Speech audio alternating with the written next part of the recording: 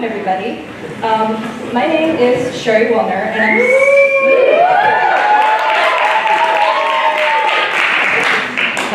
thanks, Mom. And I'm standing at this podium tonight for two interconnected reasons. The first is this year I had the amazing honor of being the Reverend J. Donald Millman Professor of Theater Arts. And secondly, for over 20 years, I've had the amazing honor of knowing tonight's extraordinary guest, Tony Award winner, Diane Paulus.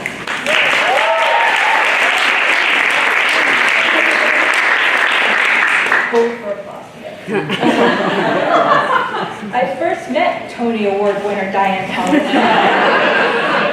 back in 1996 when her name was just Diane Paulus. I was a first-year student at Columbia University's MFA Playwriting program, and Diane was in her third year of the MFA Directing program. And although her name was 3 words shorter back then, she became Tony Award nominee Diane Paulus in 2009. We all instinctively took a 2-second pause before saying Diane Paulus to reserve that space for the inevitable award, prize, or honorific that at any moment would need to be inserted. The only question was, would it be Tony Award winner Diane Paulus, Nobel Peace Prize winner, or President of the United States? Which frankly, I kind of wish that's what it's not too late. So at Columbia, I've heard the name Diane Paulus countless times before actually ever meeting her. Fellow classmates would ask, did I hear that Diane Paulus worked at MTV? Did I hear that legendary director and Columbia faculty member Andre Serban asked Diane Paulus to assistant direct and operate Nice while she was still a student? Or did I know that Diane Paulus, along with her husband, Randy Weiner, already had their own theater company called Project 400 and were creating some of the most thrilling shows in New York. Soon, I had the amazing good fortune of working with Diane pretty much 24/7 when we were both assistants to Andre Serban. And if the students don't know that name, please go home and Google it. That's the term. On 2 different productions, Cymbeline in Central Park and Hamlet at the Public Theater, I was his dramaturg and personal assistant, and Diane was his assistant director. Some of my most treasured memories are walking with Diane and Andre late at night from the Delacorte Theater to the 81st Street subway stop, in which he would actually solicit our ideas and opinions about the show and even implement them the very next day. That was easily one of the happiest times in my life. Discussing how to make extraordinary theater with a world-renowned master and with someone I knew was quickly becoming a world-renowned master on her own. And then a few years later, when I sat next to Andre in the Delacorte Theater during Diane's earth-shattering production of Hair, it all felt so inevitable, so perfect, and so well-earned. I'm sharing these trips down memory lane for 2 reasons. One, because I always tell my playwriting students to let the audience feel your personal connection to your subject. And also because I wanted to stress that there's never been a single second that I've heard the name Diane Paulus where I haven't been in awe of Diane Paulus. Not one single second. And I have a feeling that if BC had asked a grade school classmate versus a grad school classmate to give this introduction, she would probably say the exact same thing. The reason for all this awe? Well, here's just a partial list. A Harvard University graduate, she's been artistic director of Harvard University's American Repertory Theater since 2008. Her vibrant reimaginings of Pippin in 2013, Porgy and Bess in 2012, and Hair in 2009 all won the Tony Award for Best Revival of a Musical, and all earned her Tony nomination for Best Direction of a Musical, which she won in 2013 for Pippin. In addition, her work on the brand new musical Waitress earned that show a Best Musical nomination in 2016. So just think about that. In a 4-year time span, she was nominated Best Director of a Musical 3 times, and and each one of those musicals, in addition to Waitress 3 years later, were all either nominated for Best Musical or Best Revival of a Musical. So we weren't crazy leaving that 2-second space before. And I'd be remiss if I didn't point out to the students here that are in my female playwrights class, in which we've seen some truly awful statistics about the lack of gender parity in the theater. That Diane's production of Waitress was the first musical whose traditional four-person creative team was made up entirely of women.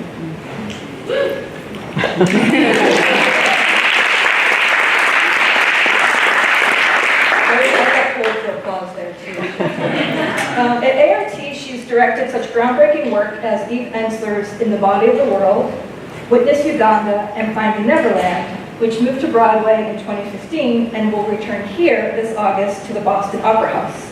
Tickets are on sale soon, or right now if you're an American Express cardholder. She has also staged cutting-edge immersive pieces for A.R.T's Club Oberon, with the world premiere production of Prometheus Bound, and of course, The Donkey Show.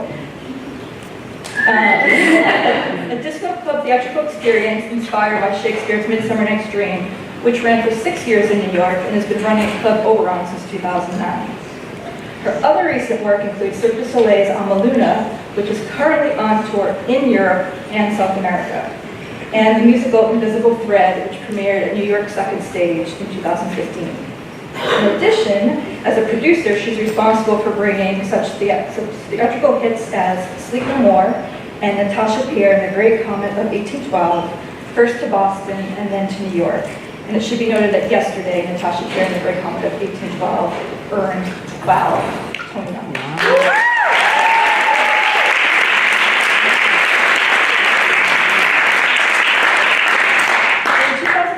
She was named to the Time 100, Time magazine's annual list of the 100 most influential people in the world, which honors people, quote, who are using their ideas, their visions, and their actions to transform the world. She has transformed the world through theater. In a recent interview about what theater can do today during Trump's regime, she said, quote, with every project, we bring people together who are strangers and turn them into families. With every audience, we build a community. And through it all, we aspire to work with an open heart, for we know that therein lies the potential for transformation. So, I am very thrilled to introduce to this community, to this family, the extraordinary Tony Award winner and future President of the United States, Diane Paulus.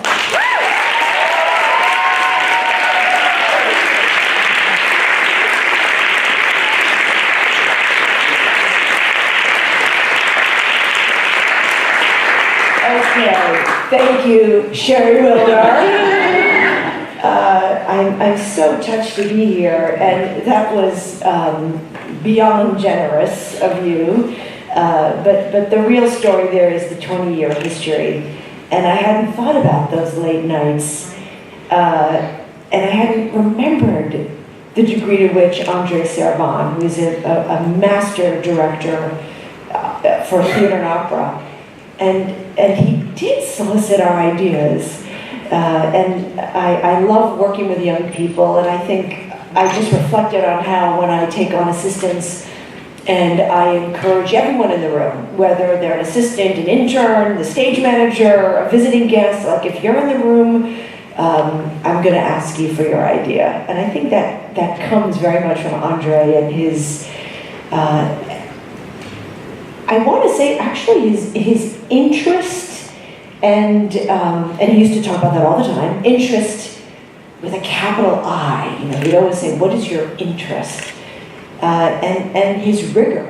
And I say rigor because it was always about, if you were in the room, you had to be thinking, you had to be alive, you had to be paying attention, and you better have an idea about what was going on. So those are very, very fond memories, and I'm so glad that Sherry is here. You're lucky to have had her this year, and she was telling me about the classes she's taught, and I'm just thrilled to be making this full circle with her tonight. So I'm here to talk about the Arts and Engaged Citizenship, Theater as a Civic Space. And I want to start by reading you two quotes that I've come upon recently that have been giving me nourishment.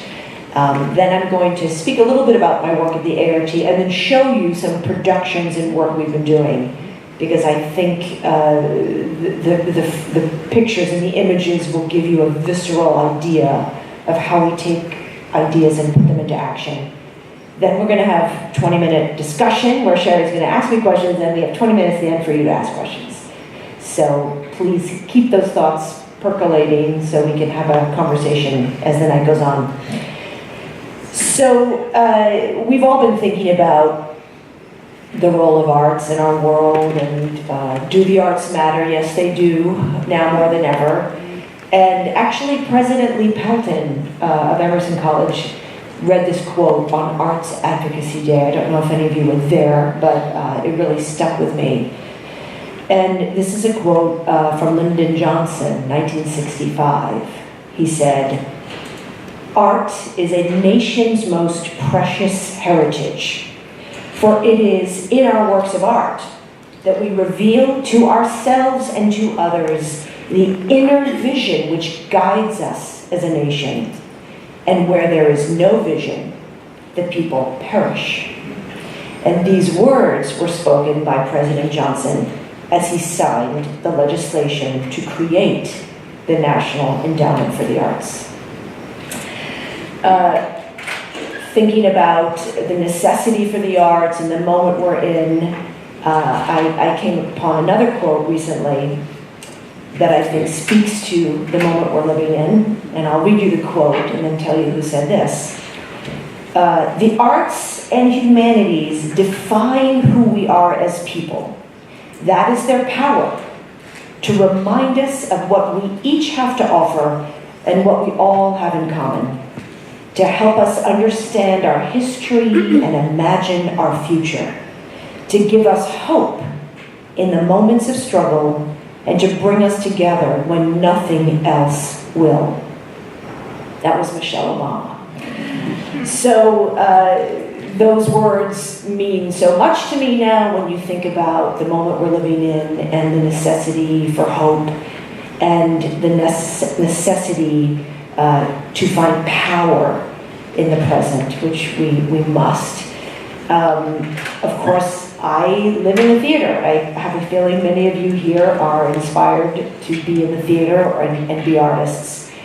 And I am actually very galvanized to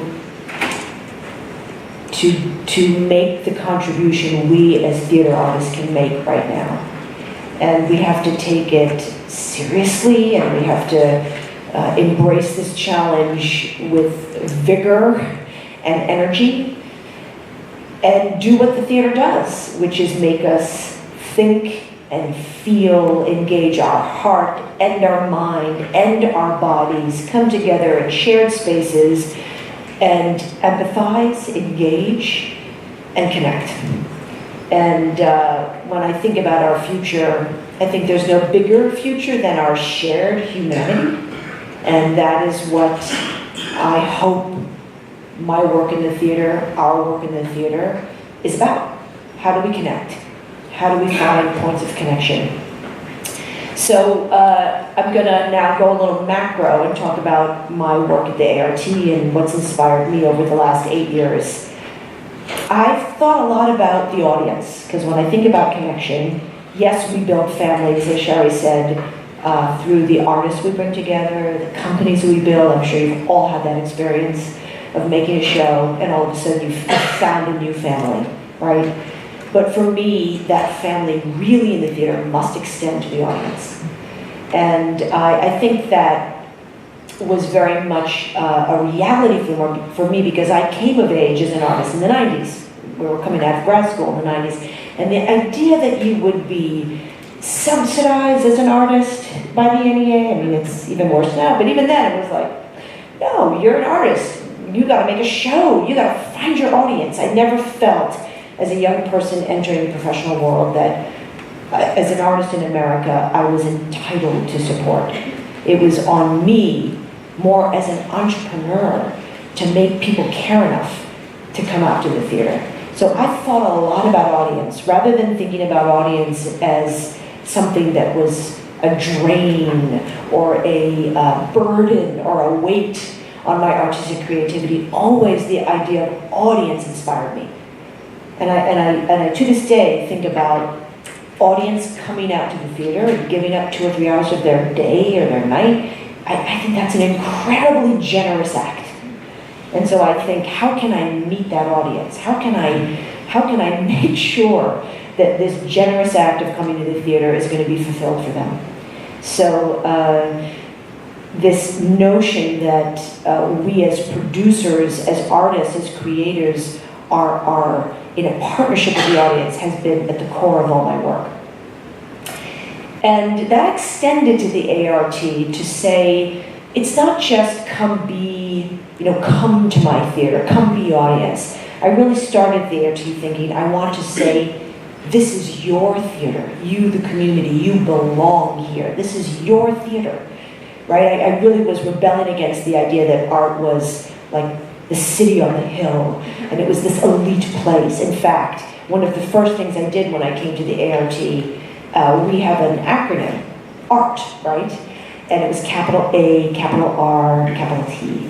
And one of the first things I did was I revised the branding of the theater, and I thought that could be intimidating. We're art with a capital A.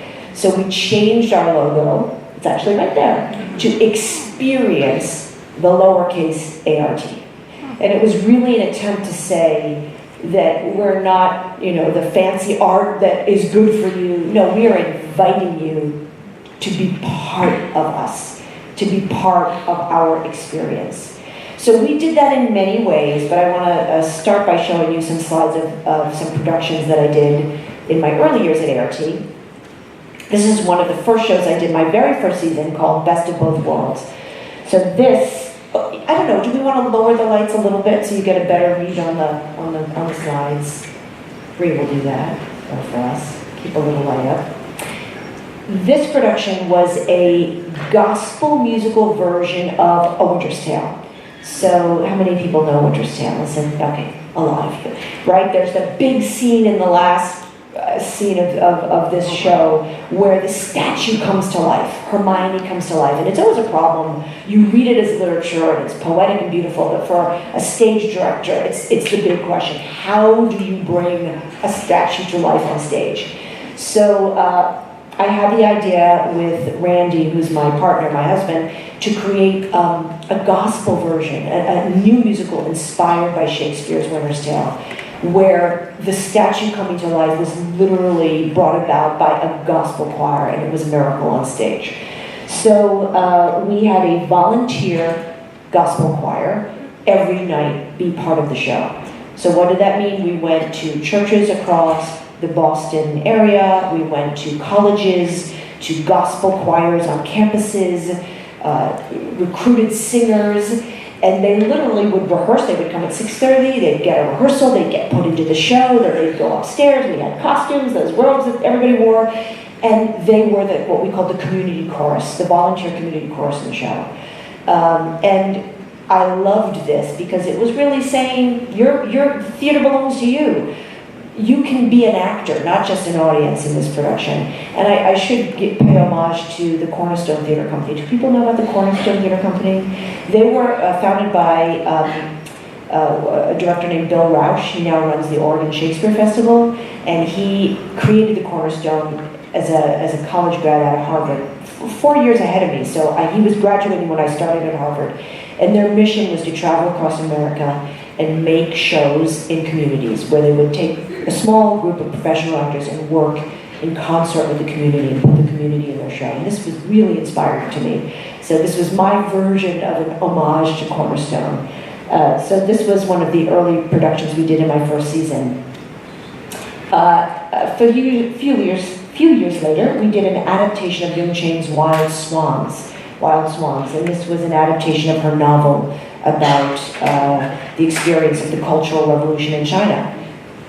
In the same way, we created a community chorus, and we cast Asian actors, Asian American actors, and some people who had never acted before. And what was amazing about this is it brought a whole new audience to the ART. We did a lot of outreach in Chinatown. The author went to Chinatown with us. We did panels and discussions. And again, it was a way of saying, I'm not coming to your theater to be a passive observer. I'm in the community and I'm in the show. And another thing we did with this show is we partnered with Harvard University on this technology called, it was a Ziga platform. It was a new kind of technology coming out of Harvard, where we created a community memoir, where anyone who saw the show could log on and tell their own story of experience with the Cultural Revolution, their parents, their family, and it sort of became a living bank of research that was being created in real time with the performance of the show. A few seasons later, we did Sophocles' Ajax, and this was directed by Sarah Benson, who runs Soho Rep. If you know her work, she's a wonderful director. And she had an idea that we loved to put a community chorus into the show. Of course, most Greek tragedies have choruses, but her idea was to do it through video. So as you see, that set design on the ceiling has panels, and her team interviewed everyone from taxi drivers, the homeless guy down the street, professors at Harvard, vets who had fought in the conflict in Iraq. And there would be live action on stage, and then it would go into a choral ode, and it would be a compilation of these video faces, sort of in their own language. She was interpolating new text into this ancient Greek tragedy. Again, another way of saying, I'm in this show, I see myself, we're reflecting the audience in the play itself. This next slide, sort of a diversion for a second. Engagement, audience engagement. I want to show you some other ways we thought about engagement. So one way was actually putting an audience in the show. Another way was just saying, you know, the event of the show is not just what happens on the stage. It's what happens before, during, and after. And of course, this was really kicked off by Donkey Show. How many people here know the Donkey Show? Oh, that's cool. Okay. So this was a disco version of Midsummer Night's Dream. So it's the story of Midsummer Night's Dream set in Studio 54, 1970s disco culture. It was the first show I did at the ART, and I will never forget sitting in my office a few nights before opening and thinking, was I crazy? I was opening my first season as artistic director with this crazy disco thing. I should have made it, you know, the add-on, Be Wild addition to your subscription, but not like the first show of the subscription season. And actually the happiest news was after the opening night, the show takes place in a nightclub. This is outside, the action starts on the street, and there were these two audience members who had brought these flags, which was a big, flagging was a big thing in gay nightclub culture, disco nightclub culture, and we had it in New York. But they were there on opening night, and I said, who were the guys with the flags? Like, where did they come from? And we did the research, and lo and behold, there were some subscribers to the ART. So never second guess your subscribers. That was my lesson. But this is what the Donkey Show looks like. So you see a picture like this, and you think, well, that doesn't really look like a theater, does it? But this is Oberon. This was our second stage, and I had an idea to turn it into a second stage for the 21st century. You know, second stages in American theater were usually the experimental black box, came out in the 60s when there was all that ensemble work. And I thought, well, what is the equivalent of that now? And I thought about the idea of social space and what it would mean to create an environment where you check your coat, you come with friends, you can be on a dance floor, there's a bar, there's a whole kind of social nightclub atmosphere. And I'm sure many of you know Oberon. That has been the mission of Oberon, nightclub theater. And the Donkey Show was sort of a signature show there. I had a very funny experience that I'll quickly share with you when we were creating this installation. I got a phone call that the Cambridge zoning office was at Oberon because, you know, what were we doing opening a nightclub? That's not allowed. So they said, you better get there, Diane, really quick. So I left my office, walked over to Arrow Street, and I met this officer from the Cambridge City office. And it, you know, it was empty. It was just an open space, and I remember telling him that this was a theater. I know it looks like a nightclub, but just imagine Shakespeare's Globe. And I did this whole speech about, in Elizabethan England, there were no seats like we think now, bolted to the floor. You know, we weren't in prosceniums. We were in a space. It was like a mosh pit. You stood on the dance floor. You were like jostling up to other people. You were eating. And then if you were really fancy, like Queen Elizabeth, you had a seat in the balcony. And I showed him where we had a couple of seats. And he looked at me and he kind of nodded his head. And a little piece of his theater history, and he gave us the approval. So this is our nightclub theater space, and we program shows here on a whole different model. They're not running regular 7 nights or 8 shows a week like the Globe main stage. This is much more modeled after, like an incubator. Try something on a Tuesday night, like a rock band. If it hits, come back. We'll give you 4 weeks. Develop an audience, develop a following. It's another way to incubate work with a real audience in real time. This was another production we did years later, Woody Says, a show all about the great folk singers, and this was on the main stage, and I always had, Woody Guthrie, I always had a vision that we could have that sort of post-show audience engagement like we do at Oberon at the Loeb main stage. And this was the show that did it. And what happened was the show ended and we had hootenannies in our lobby every night. I did not know what a hootenanny was until I did the show.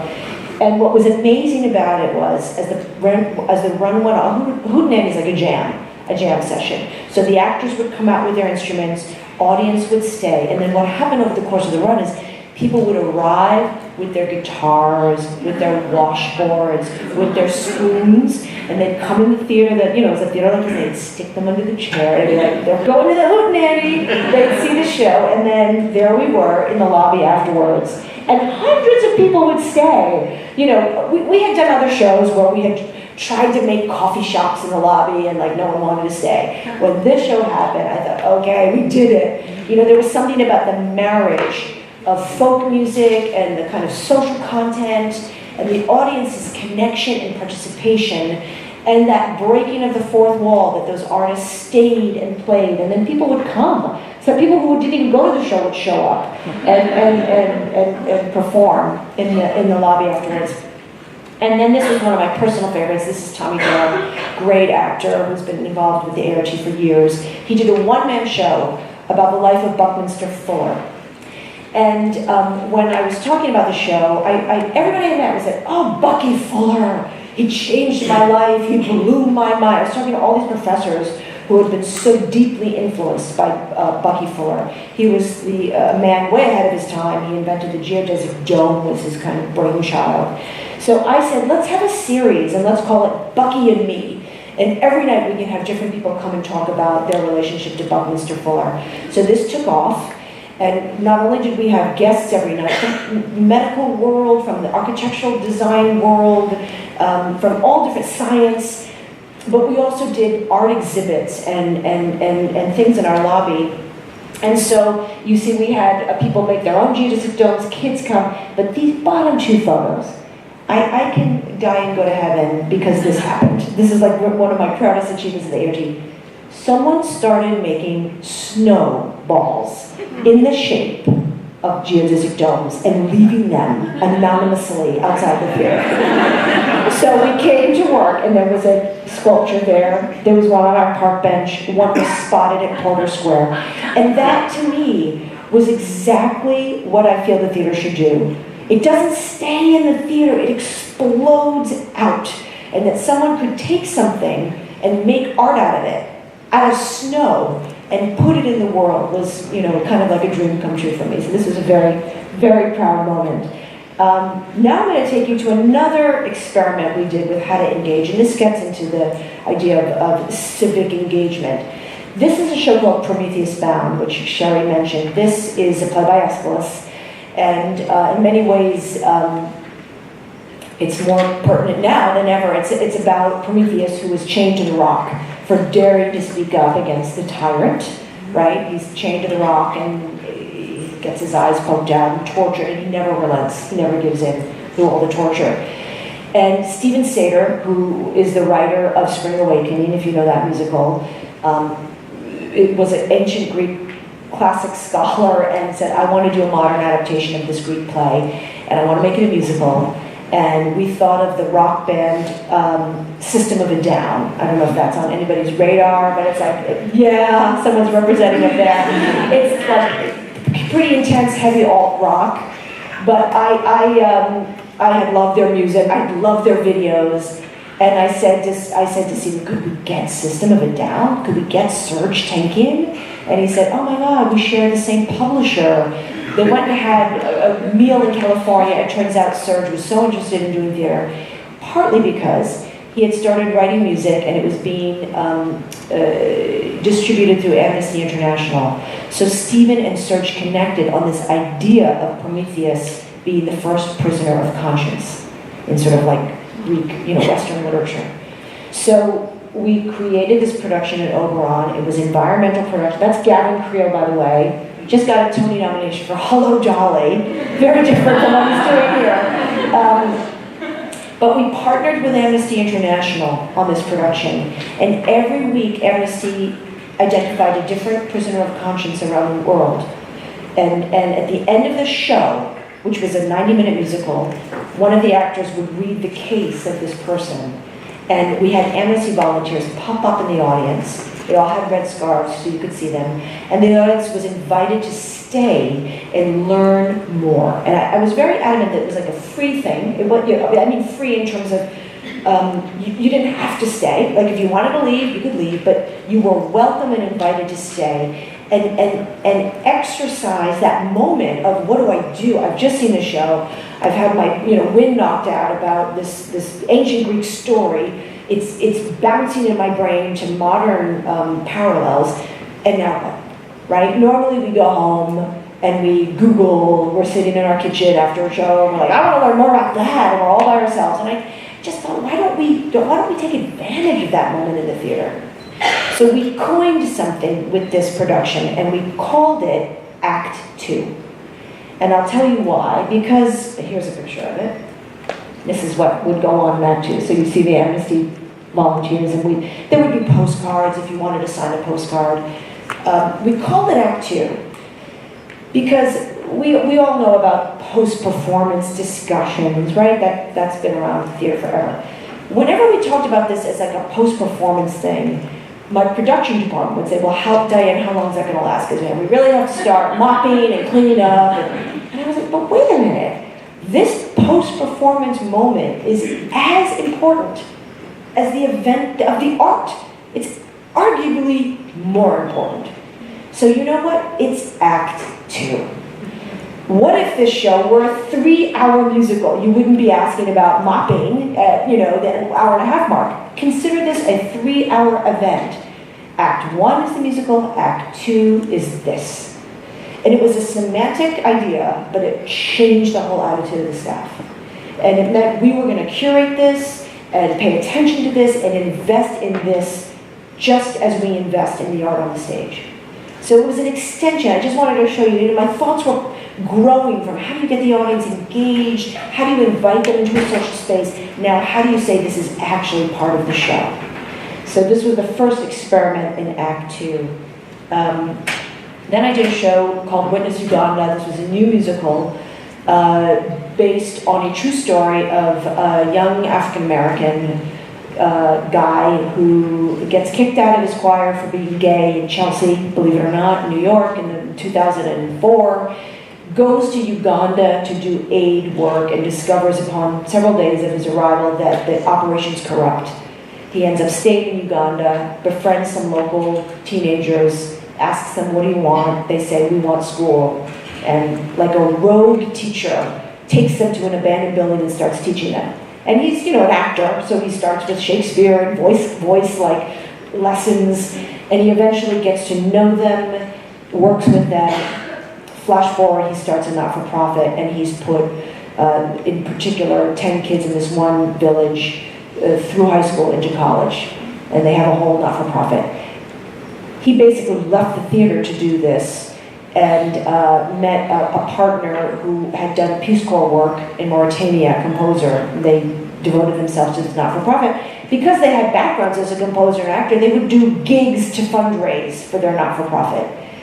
And then they submitted some songs to an ASCAP thing that Stephen Schwartz was involved in. And he was the one, Stephen Schwartz, who's the composer of Wicked and Pippin. He said, you have more than just an infomercial for your not-for-profit. You maybe have the makings of a real show. And funny circle, because this is how these things happen. I was in Stephen Schwartz's living room, desperately trying to get him to give me the rights to do Pippin, convincing him. And before we got into the Pippin discussion, he was like, Diane, I just got back from California. There's a show that should be on your radar. This unbelievable show about these guys who went to Africa. And at the time I was like, sounds interesting. Back to Pippin. I was just like, put it away for a second. And then we were in rehearsal for Pippin at A.R.T. and a script and a CD lands on my desk and says, Witness Uganda. And I put it in, and I read it, and I'm like, this is the show. This must be the show. I walked out to see Stephen and walked on Broadway, and I said, is that show called Witness Uganda, that show you talked to me about like a couple years ago? Well, I just got the script and the CD. It was like nothing I'd ever heard, music-wise, or the script, the content. We committed to produce the world premiere at ART. We went out to New York. It was called Invisible Thread. So this was done. We said, okay, we have to have an act 2 for this show. I'll just show you another picture of it. This is the computer lab. These are the orphans that the character of Griffin helps out, and then that's Griffin down into sort of your left, and those are the students in the computer lab, because of course they're communicating via internet. And actually the show is, did anybody see this? I'm curious, a couple people. This show is less about, how great it is as Americans to help. It's actually a show about how problematic it is and the kind of trouble you get into when you think you can save someone in a village in Africa, and how misguided that intention to help can be. So it really exposes all the rough patches you go through in aid work and not-for-profit work. So this show brought out all these people who've never been to the ART, all these people who work in not-for-profits who would stay for the Act 2 and say, oh my God, this is just like my experience. I went through this. At the time we were doing the show, it was literally the time that in Uganda they were passing the anti-homosexual law at the time, which was going to result in people being put in jail for being outed as homosexual. So this was passing while we were doing the show, and over the course of our run, we literally, because there's a very big Ugandan community here in Waltham, as one of the largest communities of people from Uganda in America. There were people who had been visiting from Uganda who were actually seeking asylum during the course of this production. So it wasn't even about educating Americans about Uganda, but it was sort of like, what happens when you create space for discussion? What can the theater hold? What kind of collective space, when you make it, can a theater be for issues in our world? And this was really one where the politics in the world and theater were going like this. This is a show that Sherry also mentioned, In the Body of the World, that I did with Eve Ensler last year. It's going to be in New York in January at the Manhattan Theater Club. So Eve Ensler is the incredible political artist who did Vagina Monologues, if you know that. She's just a remarkable woman who's changed the world and devoted her life to combating violence against women and girls around the country and around the world and the country. And she wrote a memoir called In the Body of the World about her personal journey with stage 4 uterine cancer. And she was diagnosed right at the moment where she had committed to building a center of refuge for women in the Democratic Republic of Congo. So it was this deep moment of her helping people in Africa, and yet she hadn't even looked in her own body, to see what was going on. So it was a very personal journey, and it related to not only her health, but metaphors of her body being connected to the earth. It's a beautiful piece of writing. I think it's one of her best pieces of writing. It moved me deeply, and we staged it. She acted in it, and there was a big sort of coup de théâtre at the end. The whole show took place in her loft. At the very end, the walls flew out, and you saw this kind of fantastical evocation of a garden, the Congo rainforest, but poeticized. And because that's Tara, there wouldn't be a statue of Tara in the rainforest of the Congo. It was like all these things that had meant something to her in her journey. And what we did in this show is we actually invited the audience onto the stage, and in the garden on stage were paths. So you could walk in the garden, and there were little altars. And it was even our idea that we could give the audience a space to kind of like meditate on the show, which was a beautiful but deep show. And then we did Act 2 for this every night. And in this one, I loved it. We invited the audience to stay, and they sat on pillows on the stage.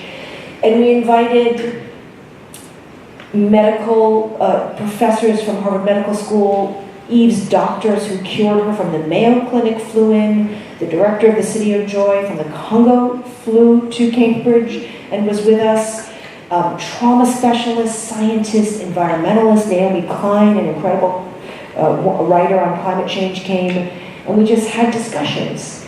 Again, based on the experience. The jumping off point was the experience of the show. I'm going to go on, but this really started, this experience made me start to feel, there's something we do as theater artists that is transformational. And I've really gotten to a place in my civic engagement as an artist where I feel that's the whole point, is to get the audience transformed and open through what we do as artists, right? Story, empathy, character, visual spectacle, a state of awe of being in the presence of something greater than ourselves.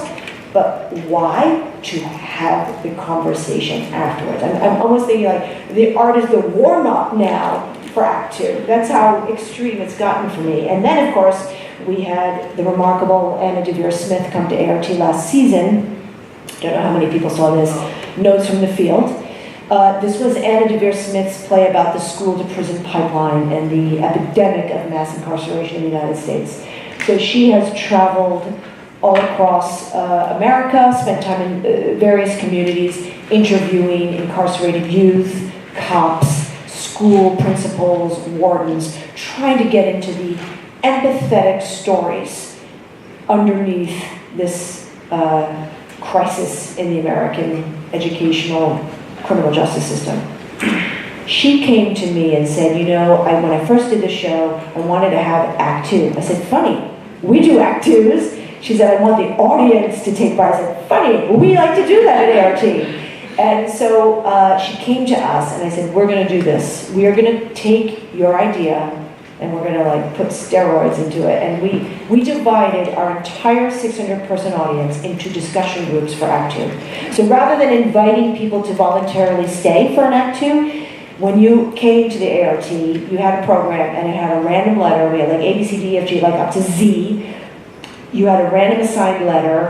At the end of Act 1, Anna would say, now Act 2 is you. And, go to the bathroom, take a break, and find your group. And we had maps, and these groups gathered according to geography all over the theater, which I loved, because that felt very democratic. There was a group in my office. Of course, someone said, well, you can let people in your office. I'm like, yes, I can. I want people in my office. I want them to see behind the scenes. We had, in our artistic office, we had them in the stairwell. We had people sitting on the street. This was a Herculean effort for our theater. We interviewed over 300 volunteer facilitators. They were educators, activists, teachers, students, grad students from the Ed School, a lot of help from the Kennedy School. They were hosts for these discussions. We had food donated, so when you got your little discussion group, there was water, and there were granola bars, and you sat and you discussed prompts, started a discussion about what you just saw. And let me tell you, it was messy, it was complicated, we didn't know how it was going to go. I mean, it was really a massive effort for us.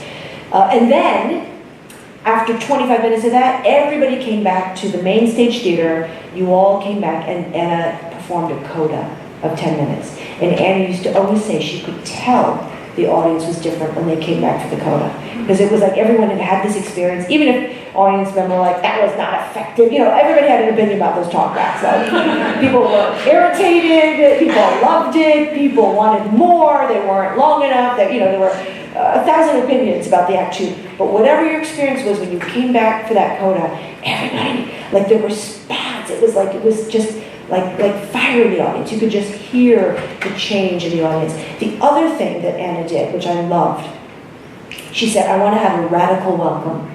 So what was that? She said, what if we have someone from the community every night welcome the audience? She called it the radical welcome. So I love that. I was like, that's amazing. Let's have a radical welcome. So what they would do is they'd come before the show and they'd say, hi, I'm X, I'm the principal at Cambridge Regional Latin. This is why I'm here. And they would tell a personal, short, paragraph about how they relate to this subject matter, to this idea of these issues of criminal justice, incarceration, education. And then, they would say, they would prime the audience, we're going to be Act 2, stay tuned.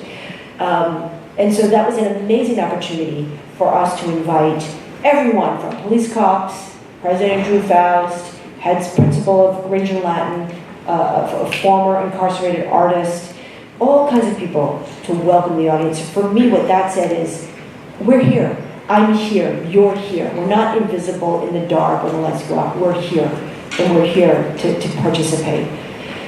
This was so inspiring for us. Oh, this is the Act 2, just so you see the kind of discussions that went on and the different. That's outside in the corner. I love the ones on. We got very analytical about like what talkbacks worked. The ones on the outside always worked well for some reason. Sitting out under the trees always felt good. And then we debriefed every night about the talkbacks, and it was a massive undertaking, but so exciting. And the facilitators for that, the 50 facilitators have now become a group.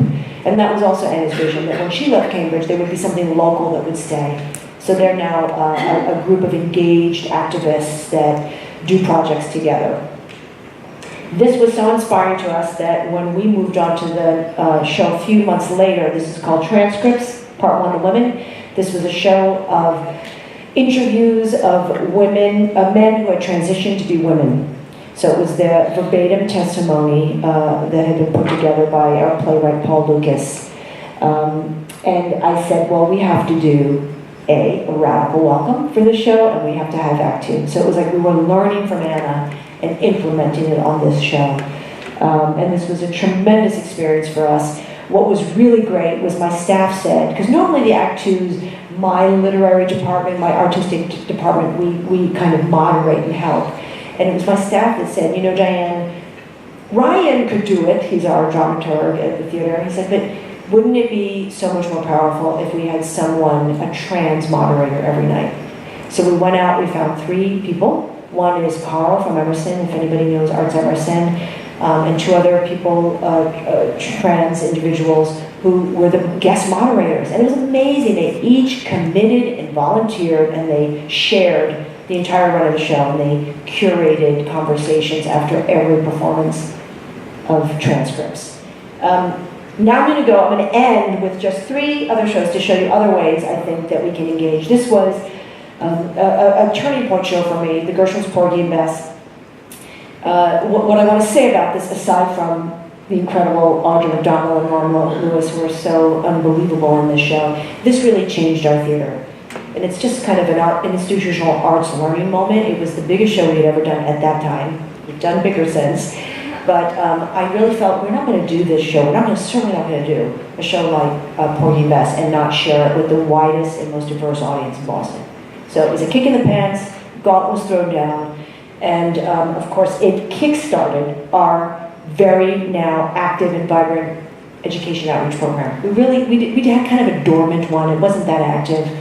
And it was a show that said, we have to catch up and get into this kind of outreach, discussion, making community partners a priority for the theater. And what I want to say about this is the Gershwin family was so inspired by this, they gave us money, $100,000 towards this effort. They were so impressed with the results at A.R.T. that they subsidized on Broadway Wednesday matinees for high school students in the greater greater New York area. This is also happening now with Hamilton, if you're following that. But it was just, again, how do you make change in the world? Sometimes you have to do it, show it, people see it, and then they say, wow, can we do that in a big, bad commercial environment like Broadway? Yes, and we must. So that was a great moment for me. This is Bryan Cranston as LBJ, quoting LBJ earlier in my talk tonight, as LBJ in All the Way. And I just wanted to show you this because this is another way I think we can get civic engagement. You take someone like Robert Schenken, who's wrestling with issues in American history and making them theatrical. And the idea behind this, commissioned by Bill Rausch, who was the director, was this was a modern-day Shakespeare play.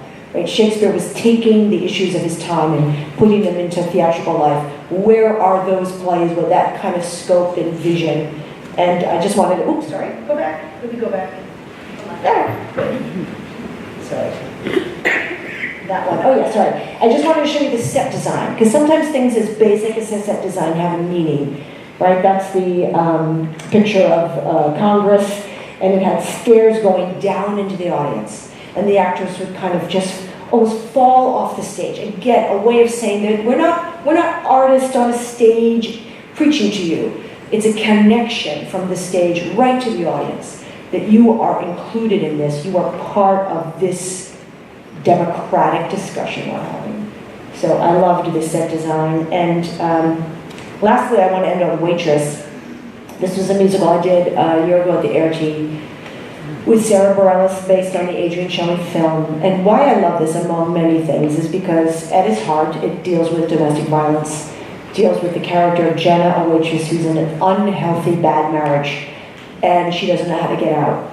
And this is in the movie, and it's what deeply inspired me by the film, because it's funny. If you've seen the film, it's whimsical, it's kind of like a fairy tale, yet at its heart, it's dealing with a very real, very dark subject.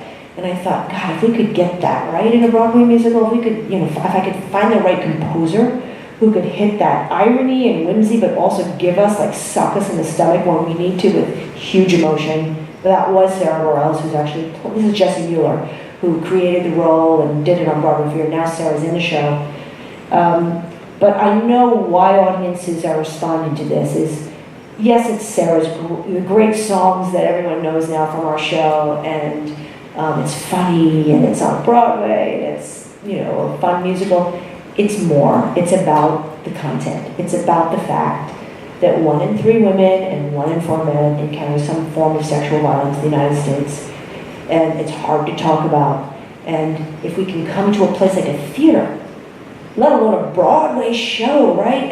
And feel like I'm not going to a panel, I'm not watching the news, I'm going out to be transformed. I'm gonna laugh, I'm gonna cry, I'm gonna have an experience that's like this, that also can give me courage, can touch me. And it was very important how we did the show, how we cast it, that the audience could look on that stage and say, that's me. That was the driving aesthetic and all the casting choices, that the audience could look and say, I know that person, that's me, that's my sister, that's my friend. And I'm going to close by showing you this. This looks like a funny picture because it's a picture off an iPhone. I think Sarah took this actually. So this is opening night on Broadway, and we always have a tradition on opening nights to gather on stage. So it's like 6 o'clock, and everybody gathers. It's a small show, but you have all the wardrobe and all the spot outs and all the crew. Everybody comes in a big circle, and we kind of, thank each other and bless the opening night. And at this moment, I shared with the cast something that had happened over the course of that weekend. So at the A.R.T., when we did Waitress, we had a lobby installation, because we're always thinking about, right, curating the moment afterwards. So we had these clotheslines all over the lobby where you could take a guest check, and a pencil and write an experience about the experience you've had, like with waitressing or, you know, a feeling from the show, and you could clip them, like old-fashioned social media, all over the lobby. Great sidebar is the Schlesinger Library at Harvard, which is the library that collects all women's issues. They asked for these guest checks, and all the ones that had to do with waitresses, because they have a whole collection about waitresses. And I just thought, oh my God, like theater can be research and history, you know, give something to sort of, we can be a container for research. So the theater owner on Broadway was so impressed with this. This is the Nederlanders. So Nick Scandalius, right? If you've been to Broadway, that lobbies are like this. There's no glorious big lobby for installations. They're teeny, they're dominated by the concession stands, there's no space. I thought, oh, this will never happen on Broadway. But he said, no, we're gonna make it happen. So we have a hallway. It's not even a lobby, it's a hallway when you enter the Brooks Atkinson. And lo and behold, to this day, a year into our run, there are these clotheslines and these little pillars with guest checks and pencils. So we you know, we're doing Facebook and Twitter, we have a big social media thing going, but if you want to write an old-fashioned message and clip it on this clothesline, you can do so on Broadway. So the day of the opening, the producer sent me a photo, and she said, this was the guest check on the string over the weekend. And it said, thank you for saving my life. I got out of an abusive relationship thanks to this production. And it was a guy's name, you know, so it like blew me away. Sorry, I get emotional just thinking about it. But, you know, it made me think, sometimes if you can reach one person, if we did that, you know, that is behind, why arts matter. And I know I'm talking to a lot of people here who are aspiring theater artists. It's not easy, right? A life in the theater and the arts is not easy. But I'm telling you, if you can plug into big questions, big aspirations, social issues, that higher purpose will get you through the rough times and the challenges. So I think I'll close on that, and we'll move to our